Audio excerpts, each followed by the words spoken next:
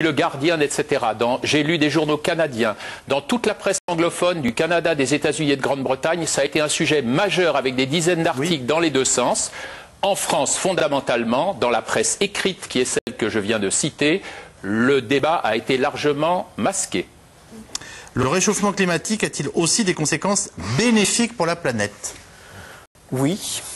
Bien sûr, on peut penser que les régions du Grand Nord, la Sibérie, mais ça ne compense pas. Le problème, c'est certains prendront comme bénéfique l'ouverture de l'Arctique ou bien la possibilité d'aller forer en Arctique. Ça dépend de quel point de vue on se place. La croissance de la végétation. Et la façon de nourrir le monde. Non, globalement. On peut parler de la façon de nourrir le monde, mais justement quand même, un réchauffement important risque de rendre la productivité agricole plus faible globalement, en tenant compte même des pays qui gagnent. C'est ça qu'il faut bien avoir en tête. Au-delà de 3 degrés, il y a vraiment des risques que la productivité agricole diminue. Mais alors la fonte des pôles, nous demande un téléspectateur, est-ce que c'est vrai ou pas? Oui, actuellement.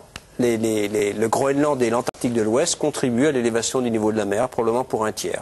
Et les glaciers des Alpes reculent, comme tout le monde le sait, depuis 1870. Ils reculent et ils avancent, c'est compliqué, mais globalement, ils reculent sans aucun doute, puisque ça se réchauffe. Ils reculent, comme ils ont probablement déjà reculé plusieurs fois au cours des 2000 dernières années. Le climat nous apprend que les glaces ont fondu, notamment au Groenland, pendant 3 siècles, et qu'ensuite elles se sont reconstituées. Bon, c'est un cycle qui paraît assez naturel dans le climat. Le Soleil est-il une variable dans les modèles? On vivrait la période sans tache la plus longue depuis qu'on l'observe. Bien sûr, les modèles tiennent compte, y compris à la fois sur les simulations du dernier millénaire, du dernier siècle, on tient bien compte de l'activité solaire et de la variation du Soleil dans ces modèles, tout à fait. Et moi je dirais qu'on en tient mal compte. C'est pas du tout une critique, c'est un terme scientifique, parce que il est parfaitement possible, et un article récent dans une revue majeure américaine défend cette idée, il sera sûrement critiqué, mais il est publié, il est à discuter, que parce qu'il y a une interruption dans les mesures des satellites pendant 2 ans, on a raccroché des séries de données entre elles qui font qu'à long terme, l'excitation par le Soleil qui est rentrée dans les modèles numériques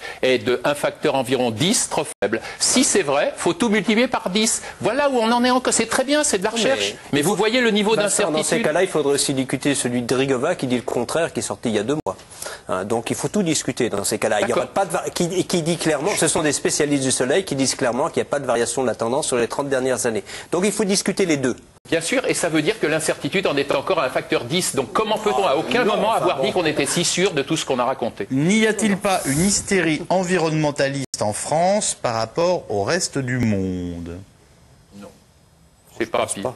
Non, c'est pareil. C'est pas pire. Il y a des hystériques partout, il y a des intégristes partout, il y a des gens intelligents, heureusement, dans les mêmes pourcentages. En France, nous sommes en pointe, nous sommes peut-être aussi, va-t-on dire, des donneurs de leçons, parce que nous avons en la matière pas mal de mesures, notamment la taxe carbone qui va arriver quand même début janvier, qui est une mesure qui est disproportionnée par rapport à notre responsabilité sur le réchauffement climatique planétaire. Totalement. Bon, il n'y a pas de raison qu'on ait une taxe carbone, nous, et que tous les autres pays n'en aient pas décuplé ou multiplié par dans ces cas-là, c'est comme toujours, c'est soit on est intelligent avant les autres, soit on est des imbéciles. Mais soit on se tire une balle dans le pied avant les autres. Soit on montre l'exemple. Sur le marché du CO2, l'Europe a donné l'exemple et on a vu qu'aujourd'hui, cet exemple va être suivi et les Américains eux-mêmes sont intéressés. Donc l'exemple, c'est en effet le nucléaire.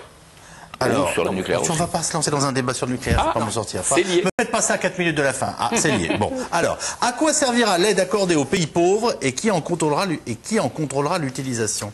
L'idée, c'est qu'elle sert avant tout à l'adaptation au réchauffement climatique. Oui. Et vous la confiez à qui? Il y a quand même beaucoup de dirigeants à qui je pense qu'il ne faut surtout pas confier quoi que ce soit avec un compte numéroté en Suisse, si vous voyez ce que je veux dire. La discussion se passe actuellement entre la mettre dans un fonds qui existe déjà au sein des Nations Unies et l'autre au sein du fonds monétaire international, du FMI. Il y a une discussion, mais c'est là que ça se passe actuellement. Et tous les pays ne sont pas d'accord où le mettre, ni combien mettre. D'accord, donc vous nous dites qu'il y a 2 structures d'accueil possibles et de redistribution, mais qui sont des structures, par définition, internationales. Sérieuses, on espère, oui, okay. Bien sûr. Sérieuses, on espère. C'est bien, vous êtes honnête, vous. Un courant, je ne dis pas ça pour les autres. Un courant sous-marin aurait absorbé une quantité énorme de CO2 au siècle dernier. Ce CO2 ressortirait dans un siècle, vrai ou faux?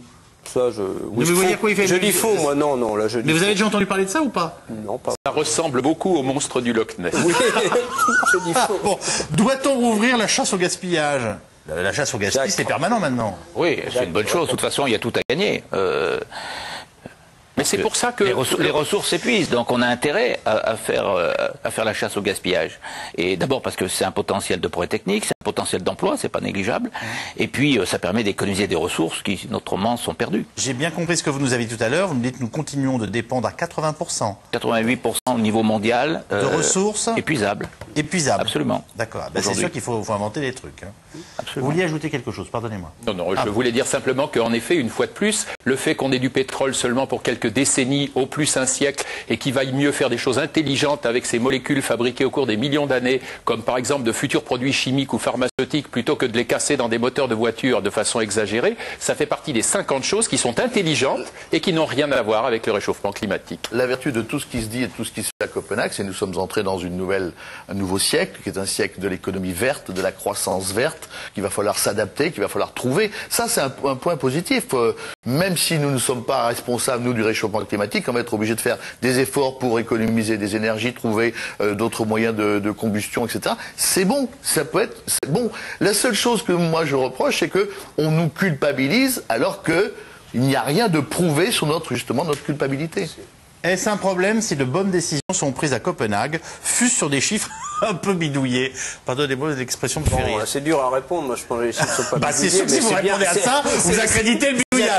Je vous conseille de ne pas le faire. J'espère quand même que de bonnes décisions sont prises à Copenhague et dans la ligne de ce qu'a dit Laurent, je pense quand même un monde assez sobre en carbone est tout aussi enthousiasmant qu'un monde auquel on sera accroché aux combustibles fossiles. C'est ce que je veux dire et ça on est d'accord. Bien sûr. Les Verts ne se servent-ils pas de l'écologie pour combattre le capitalisme d'une façon détournée? Est-ce que vous pensez que c'est un débat qui mérite... Est-ce qu'elle est détournée? Ça, c'est mon point de vue. Oui. C'est le point de vue de Laurent Cabot. De Laurent, je n'aurais pas d'avis là-dessus. Certains verts, pas tous. Hein. Certains verts, pas tous. Exactement. Il ne faut jamais mettre tout le monde dans le même paquet. C'est le début du racisme. Et ben voilà, c'était la dernière intervention de cette émission. Vous nous retrouvez sur le câble, le satellite, la DSL, la télévision numérique terrestre, aux alentours de 22h30. Pendant ce temps, la Copenhague continue et nous nous retrouvons avec grand plaisir dès lundi prochain et en direct à 17h45 pour C'est dans l'air. Passez un excellent week-end.